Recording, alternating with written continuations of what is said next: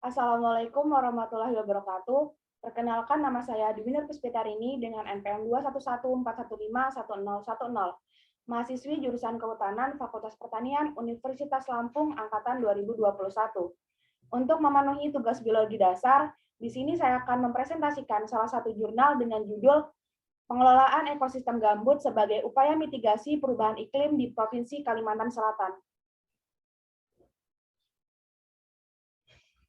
Yang akan dibahas pada jurnal ini ada yang pertama pendahuluan, yang kedua metodologi, yang ketiga hasil dan pembahasan, dan yang terakhir kesimpulan. 1. Pendahuluan. Pendahuluan meliputi peran dan fungsi lahan gambut bagi makhluk hidup, fungsi ekosistem gambut bagi lingkungan, luas ekosistem gambut Provinsi Kalimantan Selatan, sebab akibat perubahan iklim. Peran dan fungsi lahan gambut bagi makhluk hidup untuk menjaga perubahan iklim global, mempertahankan dan memperbaiki ekosistem.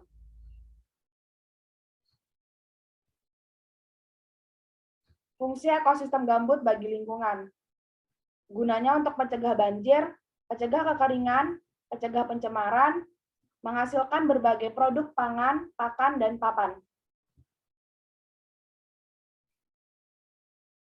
Luas ekosistem gambut di Kalimantan Selatan. Menurut KLHK nomor 129 dan 130 meliputi 102.902,95 hektar yang terbagi dalam 4 kesatuan hidrologis gambut.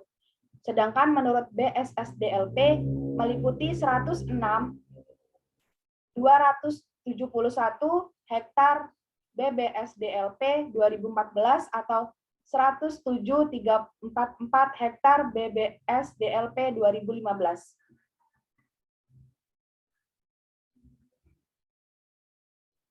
Sebab akibat perubahan iklim. Sebabnya karena pemanasan global dan kenaikan karbon dioksida, akibatnya kerusakan keanekaragaman hayati dan ancaman di bidang pembangunan.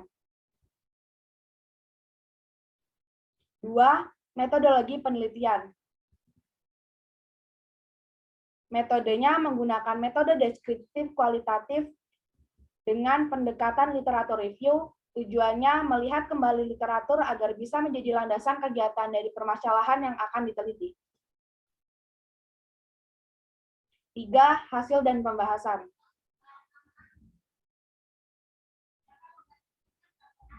Karakteristik gambut. Lahan gambut terbentuk dari proses endapan bahan organik seperti reruntuhan vegetasi di atas tanah dalam jangka waktu yang panjang.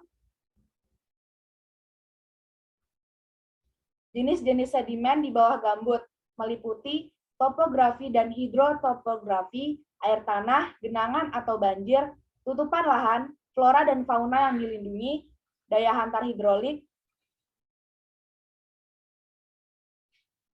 kualitas air, ketebalan, kematangan, dan kerapatan tindak.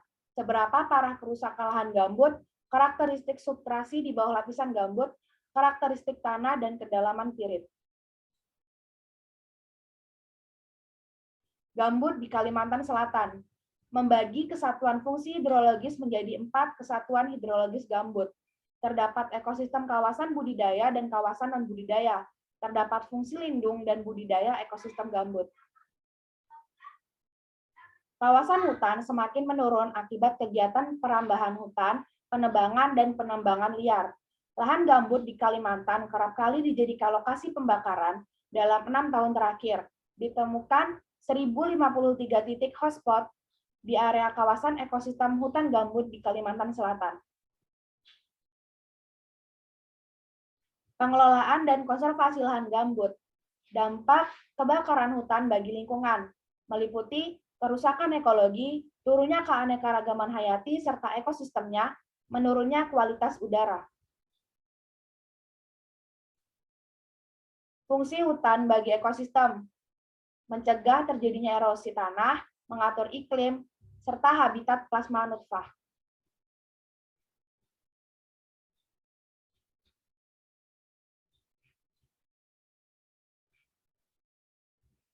Mitigasi perubahan iklim. Ekosistem dapat memberi jasa dalam mengatur iklim dengan cara mengatur curah hujan, suhu, iklim, angin, dan kelembapan mengendali rumah kaca.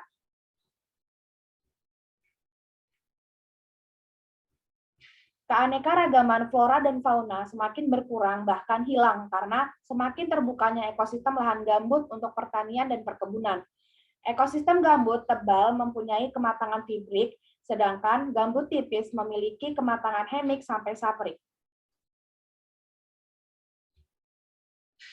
Dari tabel di samping diperoleh bahwa keberadaan gambut tebal semakin menipis, oleh karena itu diperlukan strategi mitigasi untuk menyelamatkan lahan gambut. 4. Kesimpulan.